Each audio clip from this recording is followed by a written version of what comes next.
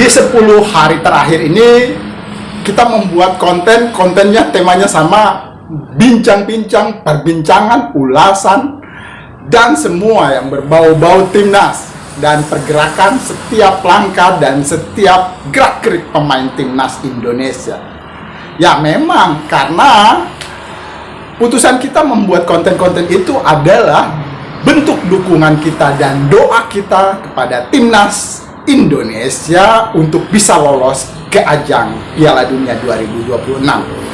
Nah, konten-konten kita lebih banyak ke speak up ya. Dan speak up itu lebih ke ngomong-ngomong dan yang nggak menampilkan banyak kegiatan lain kecuali ya kita tampil di depan kamera. Dan di depan kamera kita seperti seseorang yang ngelawak. Sampai akhirnya ada yang komentarin, Mas, bang, itu punggung tangannya kok hitam, wajahnya putih seperti memakai skincare ya? Ya iya, kita mendukung kedua tim yang akan berlaga di tanggal 15 nanti. Jadi punggung tangan kita sawo matang, tapi wajah kita seperti kulit orang Jepang ya. Dan gerakan-gerakannya sederhana, tangan, bibir, dan gerak kepala. Apa kita mau jungkir balik di depan kamera? Kan enggak. Ya inilah bentuk konten kreator. Jadi sekreatif konten kreator bisa menjadikan konten menarik. Itu sih yang terpenting. Assalamualaikum warahmatullahi wabarakatuh. Channel Dedi Sapa Teman hari ini kita tetap mengulas tentang apa-apa yang akan terjadi di beberapa hari ke depan. Andaikan kita petugas imigrasi atau petugas airport di Bandara Soekarno-Hatta, tentu kita sudah banyak melihat warga-warga asing berdatangan ke Indonesia memakai paspor, visa pelajar atau visa kunjungan. Jadi sebenarnya mereka mau ngapain? Ya tentu saja mereka akan menyaksikan lanjutan putaran ketiga grup C, Indonesia menghadapi Jepang di tanggal 15 dan Arab Saudi di tanggal 19 nanti. Itu yang terjadi sebenarnya. Jadi sudah banyak orang-orang asing datang ke Indonesia dan mereka membuat konten-konten vlog, lalu review-review tempat-tempat yang ada di Jakarta, kulineran di Jakarta, dan banyak lainnya. Dan semuanya meledak. Bukan meledak apa ya, maksudnya banyak view-nya, banyak yang nonton dan menyaksikannya. Ya itulah magnet tentang Indonesia. Apapun kita ceritakan, apapun yang kita sajikan, kita ulas tentang Indonesia, pastinya penonton view-nya pasti banyak. Channel Dedi Sapa Teman.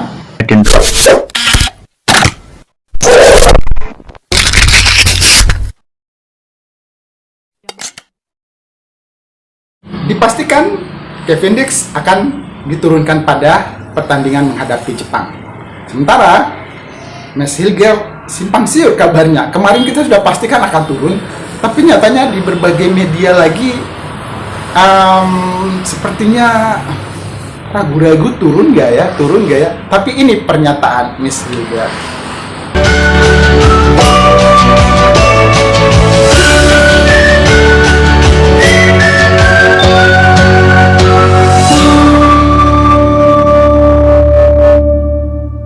Makin hari semakin kesini warga negara Indonesia atau rakyat Indonesia semakin keranjingan bola dan semakin merasa tidak cukup informasi yang disajikan dari berbagai media. Mereka terus mencari-cari berita terupdate, berita terbaru, berita yang membuat mereka tidak penasaran lagi.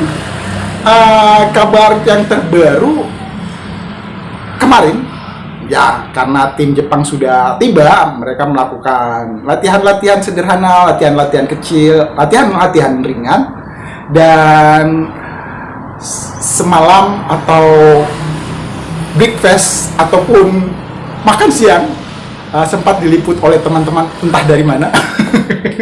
Tapi yang jelas, para pemain Jepang, ofisial dan pelatih Hajime merasa nyaman ketika di Indonesia disambut, lalu juga pergi ke hotel dari hotel ke lapangan latihan, mereka mengalami kemacetan dan mereka menikmati itu. Dan yang mereka lebih nikmati adalah nasi rendang.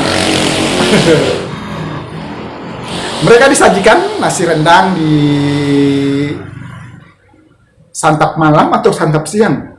Yang jelas waktu ini mereka begitu menikmati dan memuji bahwa ini lebih enak dari makanan yang pernah mereka nikmati.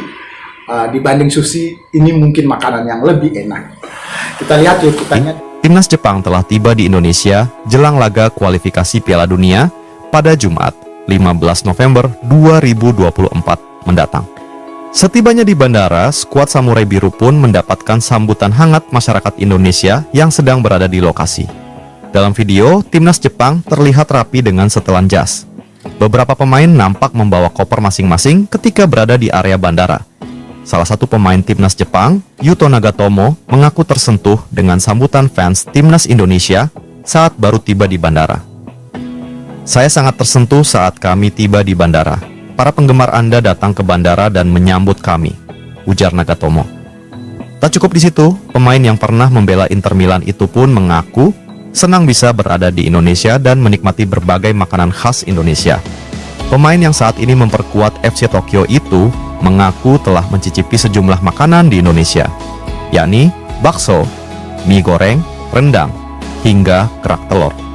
Saat fan meeting di Jakarta, ia diminta bermain game bersama penggemar. Penggemar diminta menebak makanan Indonesia mana yang Nagatomo sukai. Semua penggemar lantas berteriak bakso, karena mereka menganggap tidak mungkin orang Jepang menyukai daging yang dimasak. Ternyata pilihan yang dipilih penggemar salah. Siapa sangka Nagatomo ternyata sangat menyukai rendang. Saya sangat suka rendang. Saya pikir ini lebih enak dari sushi. Perpaduan santan sama saus karinya bikin saya ketagihan. Saya mau nambah terus tapi saya takut gendut deh, ujarnya ketika ditranslate oleh penerjemah dirinya. Pada kesempatan itu, Yuto Nagatomo juga mengakui kehebatan Timnas Indonesia.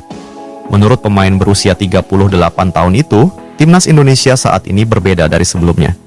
Sekarang, lebih banyak pemain keturunan yang dinaturalisasi untuk membela Timnas Indonesia.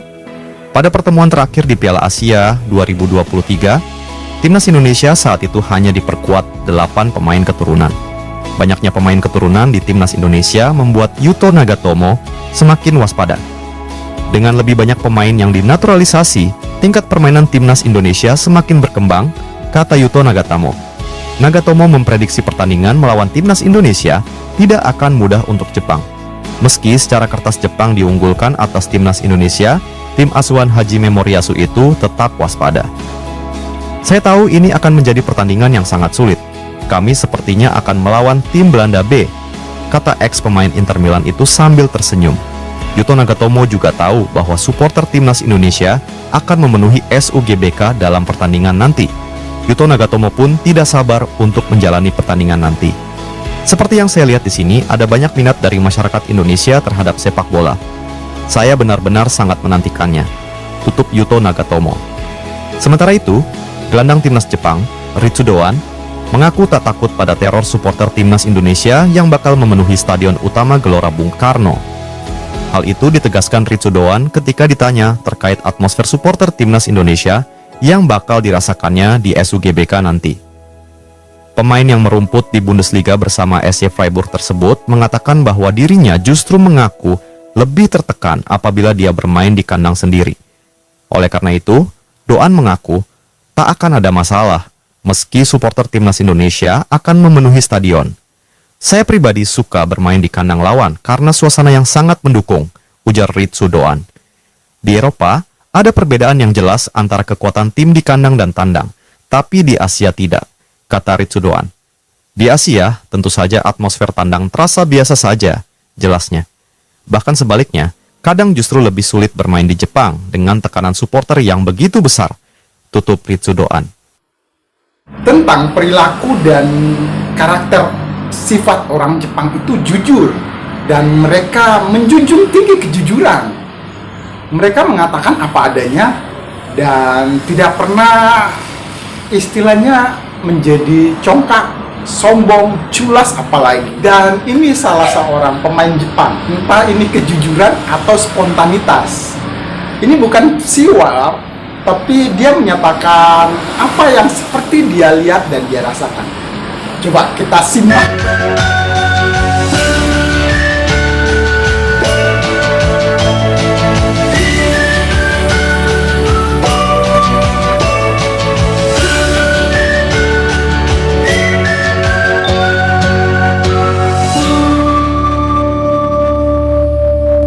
Ini pernyataan jujur juga dari salah seorang pemain Jepang, dan kita sebagai pendukung timnas, pencinta sepak bola Indonesia ya tidak bisa memungkiri, karena inilah sepak bola, dan sepak bola Indonesia terus belajar berkembang dan menjadi lebih baik. Terima kasih sudah menyimak, tapi sebelumnya kita mau lihat dulu nih, karena mungkin teman-teman belum tahu ya sejarah Piala Dunia dan siapa-siapa yang pernah menjadi juara Piala Dunia. Coba kita simak dari sumber-sumber yang sempat kita tangkap. Ini dia para juara dunia di sepak bola.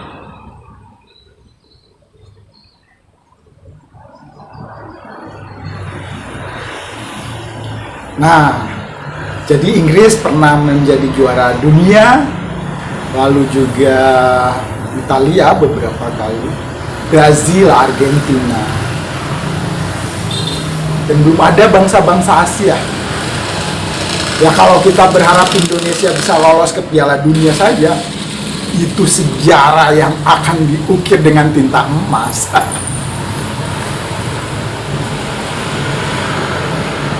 Wah, Brazil ya.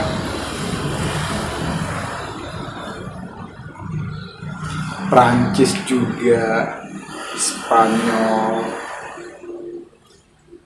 Ya banyak mitos-mitos sih yang terjadi di Piala Dunia. Meksiko. Mitos-mitos yang beredar itu, bila saja Piala Dunia diadakan di benua Amerika, juaranya adalah Eropa, atau di benua Asia, juaranya akan dipegang oleh Amerika Latin. Ya, mitos-mitos. Terima kasih sudah menyimak channel Dedi Sapa Teman. Konten singkat ini dipersembahkan untuk penggila sepak bola. Kita mau ngelawak lagi. Terima kasih sekali lagi untuk waktu dan kesempatan yang menyaksikan channel Dedi Sapa. Assalamualaikum, salam semangat sepak bola.